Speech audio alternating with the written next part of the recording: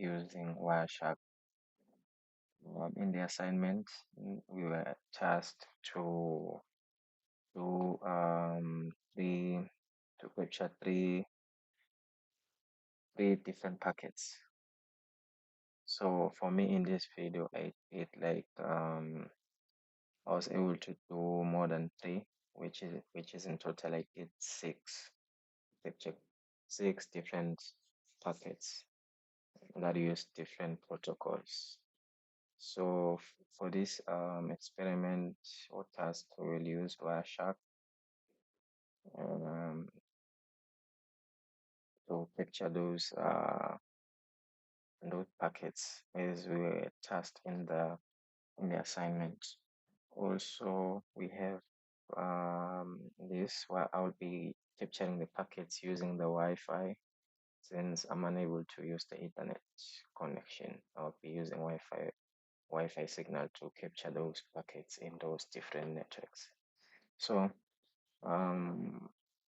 my first capture will be demonstrating traffic generation using the ICMP protocol, whereby I will just ping the Google websites.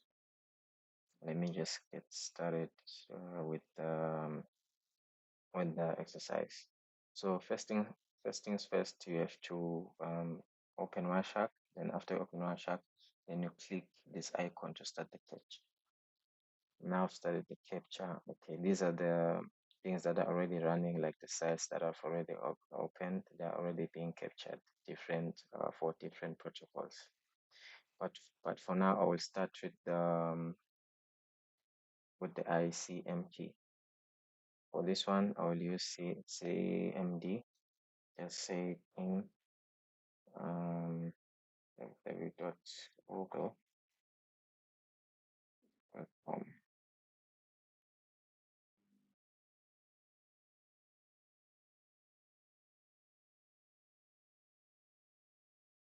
Okay, it's done. Let me stop the capture. So now, let me just maximize this. Just to filter the data, the traffic that was captured for different types of protocols, I will just filter it using the ICMP protocol. Okay, this is the data that we have to look into since we are focusing on ICMP. The ICMP, here, this is my IP address, which is the source. Then this is the IP address for Google DNS. And then the length, it's 74 bits. This is me, like when I send a request to the Google DNS, then I receive this feedback from Google, which is also 75, which the packet is also like 74 bits. Yeah, that's all about the ICMP. Now I'll move to the DNS. DNS. Okay. So let me just see. Okay. For DNS, also the same thing, because I had like already websites that were already running on my browser.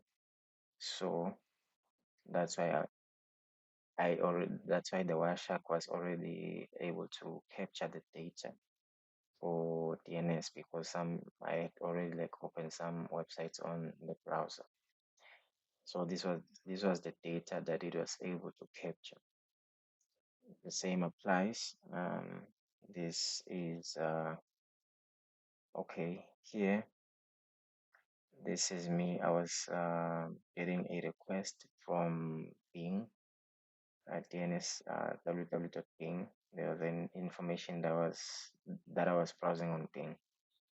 Then this is the response that I got from that site. the same applies. This is the source, whereby it's the server, the DNS server. It's the IP address of the DNS server, which contains the ping.com site. Then this is the destination, which is my IP address, which I got the response from. The length here is 277 bytes. That's it about DNS. Then I'll move to the third one, which is the TCP protocol. This one, this is a TCP packet whereby, for instance, this one, whereby TCP, like generally TCP provides a reliable communication between devices. It also ensures data is delivered correctly in order, which is important for web communication. Same applies. This is my IP address when I was sending a request, like when there was a communication between two devices. This was whereby TCP protocol was used. So this is my IP address, and this is the destination IP address. Then this is the protocol. Then the length of the request was 54 megabits. Oh, not megabits, only bytes, 54 bytes. That was the actual size of the packet. Then now I'll move to the to the fourth one, which is UDP, the UDP packet. UDP. Okay. These these are the different type. These are the different types, different packets for UDP. I'm sorry about the packets are also I mean protocols are also showing up here. It was only interested in looking into UDP. But anyways, let me just like talk about UDP. So UDP is a packet which is a connectionless protocol. Basically, UDP is a connectionless protocol that is faster but does not guarantee a delivery. In simple words, UDP is just a protocol whereby it doesn't guarantee like the user or device that particular message or packet was delivered to the destination it was tasked to. It just send the request, the request then or request or message. Then it doesn't care if it was successfully delivered or not. Okay. Then also it is commonly used in DNS and streaming application, the UDP protocol. So as I was mentioning before, this is my IP address, which is the source IP address. Then we have the destination, then it's the protocol, then we have the size of the packet, which is 71 bytes. Yeah, that's all about UDP. Now I'll move to QUIC. QUIC is a, let me just check QUIC. Right. Okay, these are the different packets for QUIC, request and responses. So QUIC, oh, QUIC is a okay. QUIC is a modern protocol built on top of UDP. It improves in speed. Okay, in simple words, what I can say about QUIC is it improves speed and security. Also, it is used with HTTP, and also it reduces the latency compared to the traditional TCP connections. So yeah, This is QUIC. Also here, this is my IP address in the source, the time, and the destination IP address. And then this is the protocol, which is QUIC. Then the length of the packet length, which is 1,192 bytes. In simple terms, it's 1,292 bytes. Now I'll move into the other one, which is HTTP. Okay, for HTTP, I have to use a specific web address which does not have the HTTPS, because Wireshark only, I think it supports HTTP, not the HTTPS, which means I have to capture another date. But for this one, I'll demonstrate using the NDHU online charge platform, because for it uses HTTP. It's not secure. It doesn't have like the secure layer for the website. Let me just capture. Okay, now it's capturing. Let me just open the online chat. So this is online chat. It runs on HTTP. It's not secure yet. I don't know why, but I'll demonstrate using it. So this is the packet. This is the different packets that were generated on HTTP. As you can see here, the protocol HTTP. So also here we have like the source. This is my IP address. Then the destination.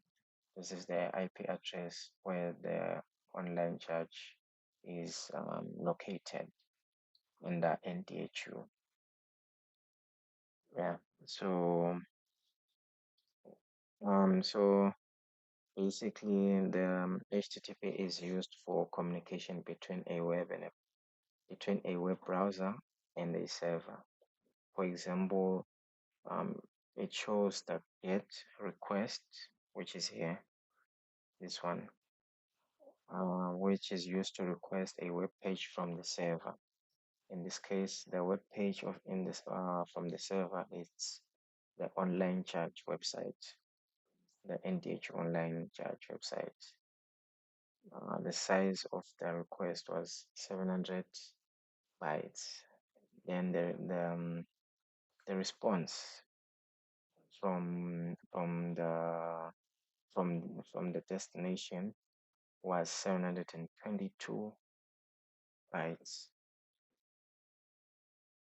That was the size of the response from the server. So yeah, in conclusion,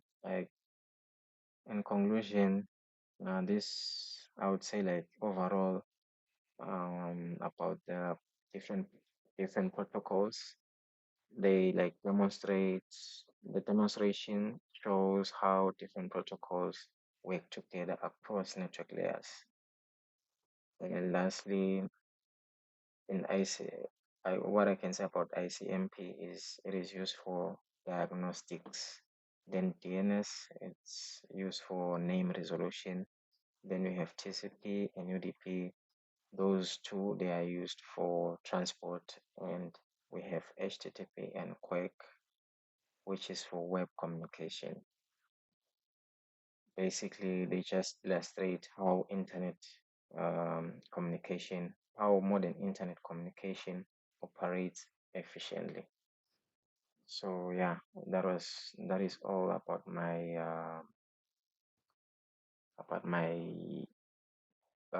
demo. And also, just to add more maybe sense with the data that I was collecting in the capturing, I mean, for the different packets. I've just like used a simple demo here, not a demo, I just like wrote down the data.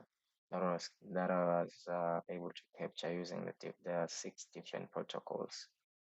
So to get a clear understanding on what is the source, the destination, the packet length, the protocol, it's ICMP, then you have the DNS, also UDP. In this case, we're checking the DNS. This is the source IP address, which is my IP address. Then you have the receiver, which is the destination IP address, the size. Same applies with the TCP. Then also with the UDP, it's the same thing, IP address, the destination, the size of the packet. Then we have QUIC, same applies, but this time the packet length is different. We have two, two, 202 bytes.